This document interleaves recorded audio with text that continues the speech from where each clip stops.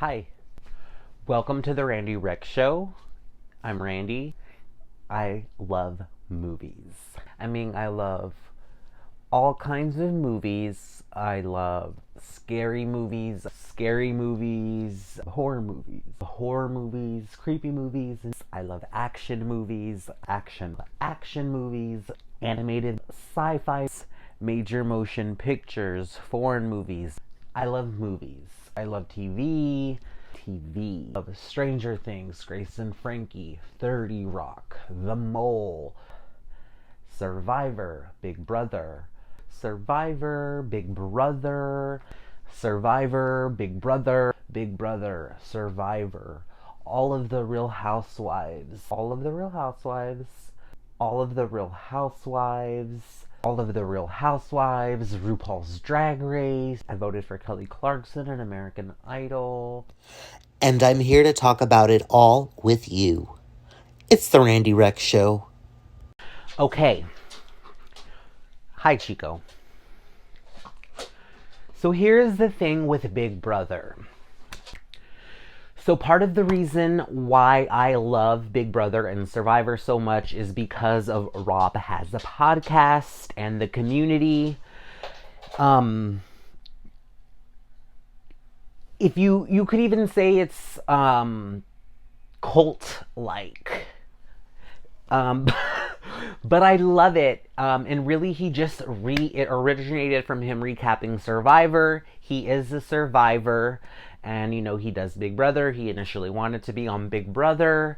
So something in the RHAP community that we often say really about Survivor is that even when it's bad, it's good. And Survivor has been around for more than 20 years. It has more than 40 seasons, so of course it's going to have some bad seasons. But having said that, they're still good in their own way. And really, nowadays, you can't really say that about Survivor. They're doing so much as far as their casting, inclusion, diversity. They have a lot of unnecessary twists, yes, but the casting has been so phenomenal and the diversity reach has just been so strong that the seasons have been really strong. Now Big Brother is getting better, but it's just never really been as cushy as Survivor has been. And Survivor's brutal, but they're two different beasts. So, obviously, for me, I know all of these things, but Survivor is shot on location, now in Fiji, and everyone goes home, the game has been played, they do the edits, it comes out. Big Brother is different where it is in real time. There is 3 episodes a week, and anytime you can go online to the live feeds and see what's going on with the house guest. Now, granted, they block things out, like when they're doing competitions and they're producing segments for the show, or if certain things are like drama is going on. Even more so here recently, they've been cutting off the feeds more so from a lot of the good stuff. Now, all of this is secondhand news to me. I do have Paramount Plus for the live feeds for Big Brother and Survivor and other shows, to where I don't have any commercials. But I don't watch them a lot because it's literally like you're just watching people in their homes. The reason behind that is because, it's a game. They are isolated in that house, cut off from society. They have no TV, they have no phones, they have no radio, they have no connection to the outside world. They have all of these cameras and microphones on them. They have to compete for competition, for power. They vote each other out, and then they try to win. Now it's like $250,000. It used to be $500,000 for over 20 years, and then they finally upped the ante. So yeah, that is Big Brother. Now, so Big Brother has a lot more drama going on. especially now recently, there was a lot of things with race going on. And so I was really down on this season. And I hadn't been that excited to come on here and talk about it because right from the get-go, they were isolating my poor sweet Miss Michigan Taylor. I love Taylor to death. I want her to win. I want to believe that there is a pathway for her to win now. And that's why I'm here talking to you guys about it. This is a great season of Big Brother to watch if you've never watched. It is very brutal and hardcore in the beginning because, like I said, right from the get-go, no one wants to give Taylor the time of day. And she has done nothing wrong to these people. Now, in the RHAP community is where I first caught wind of this, and it was just already putting me off of this season. And initially, they talked about colorism and how that's what's going on with Taylor. She's a dark-skinned, beautiful black woman, and there are other black women in the cast, either mixed race, lighter skinned. There are African American men. And there are people that have inevitably stood up for her. So for her and those people, that's my crew. I'm rooting for them. And of course, everyone else, well, we don't need to talk about them. So, yeah. And it's funny because me being a Big Brother fan, me being a big Survivor fan, I've always wanted to audition. I have auditioned. I always wanted to be on the show. I will continue to try. But, with all of this going on, it's always been in my head. Like, my strategy going into Big Brother, I want to win the first HOH to set up the house the way I need it. I'm going to put up 2 straight alpha male men. If one of them win the veto, or if another person wins the veto, I'm going to put up the 3rd or 4th one of them.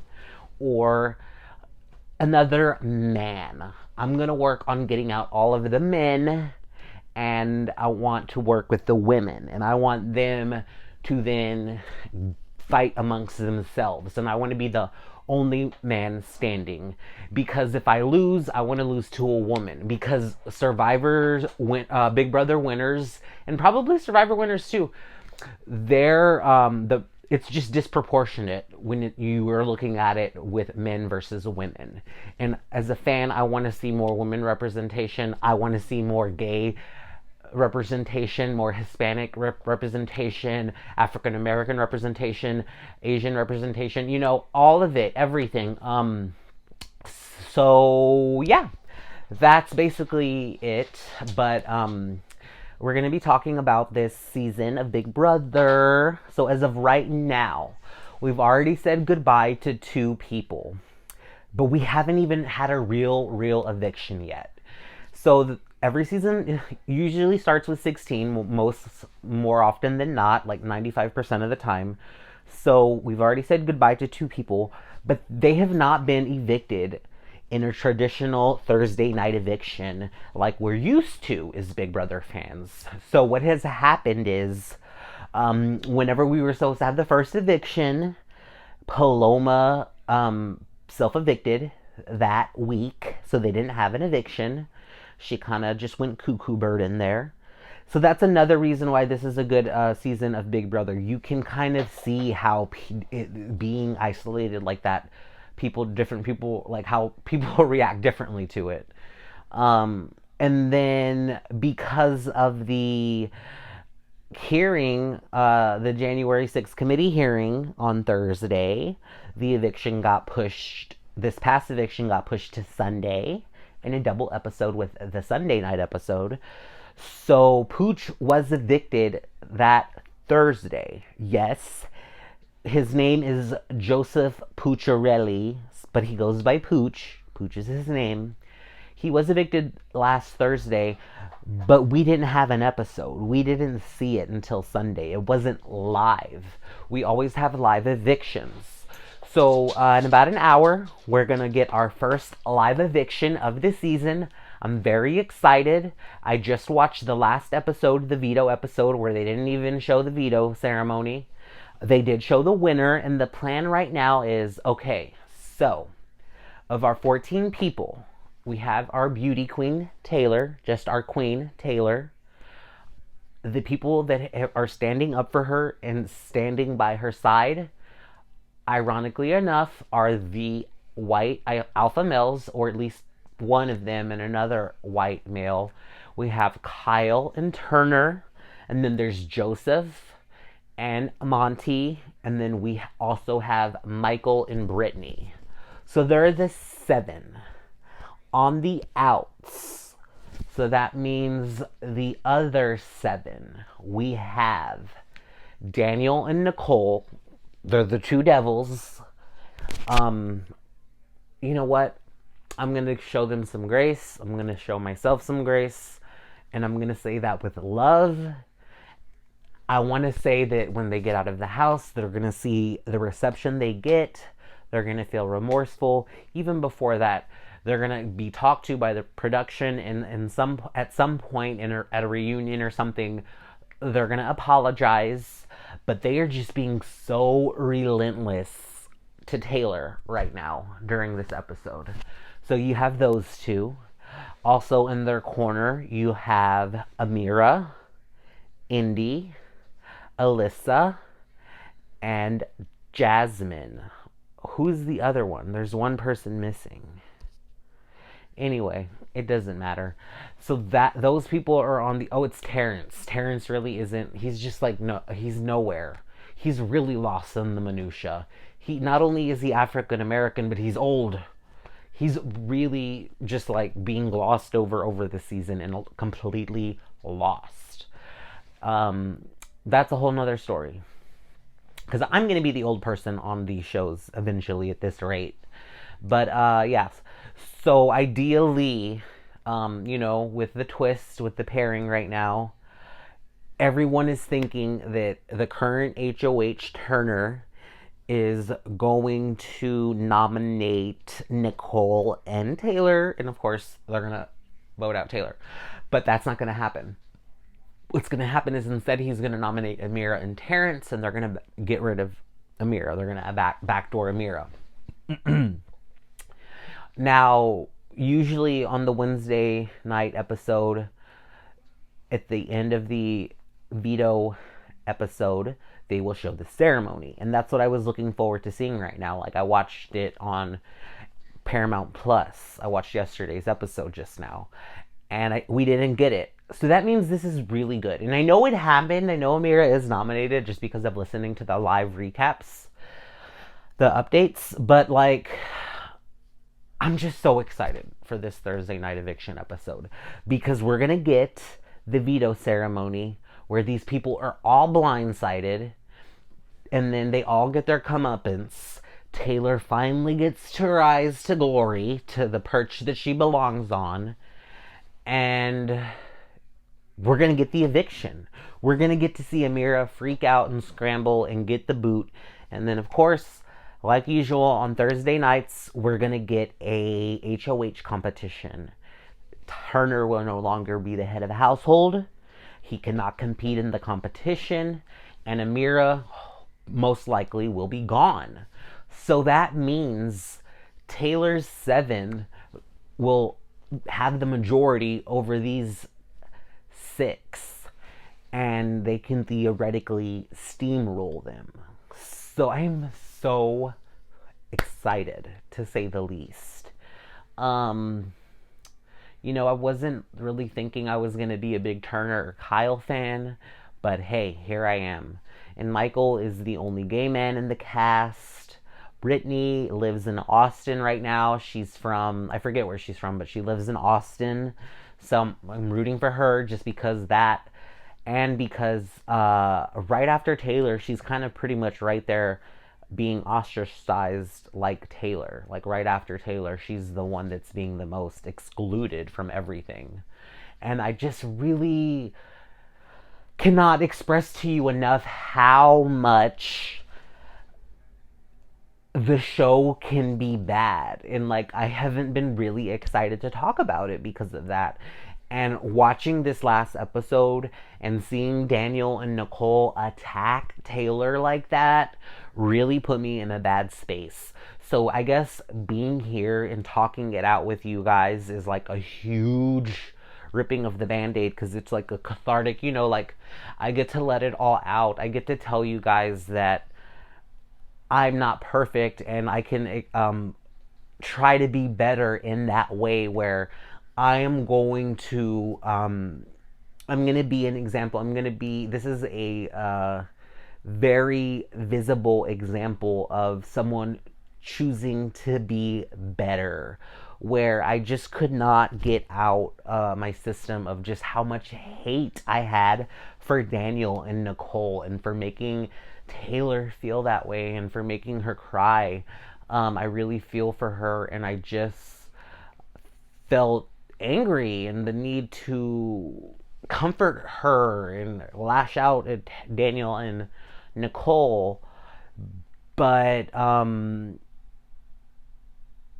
that's all been something I've always struggled with, is my anger. And going to therapy and being on medication has really helped me with that. But I guess because I only do medication now and not the therapy, that I am not as on top of things as I wish I could be. And again, speaking about it right now is a good way for me to kind of use all like my fandom for this show, and like my creativity of producing a video, to better myself still. And hopefully that could be in some way, like it could speak to someone else. But yeah, I am going to keep talking about Survivor. I do have new stuff to talk about as far as like movies go. So I'm going to be talking about my ranking system, and like how I'm choosing to score all of these movies that I have been seeing, because on top of all of the TV that I've been watching, there's so many movies coming out this year that when I like really have to like plan things out to actually execute things, and then when I see it all on paper, it's just so exciting. I can't even say it's overwhelming. I mean, I guess it is overwhelming, but like at the same time it's like a good overwhelming. So yeah, if you've never seen Big Brother, watch this season. It's really fun. And I will see y'all at another point in time.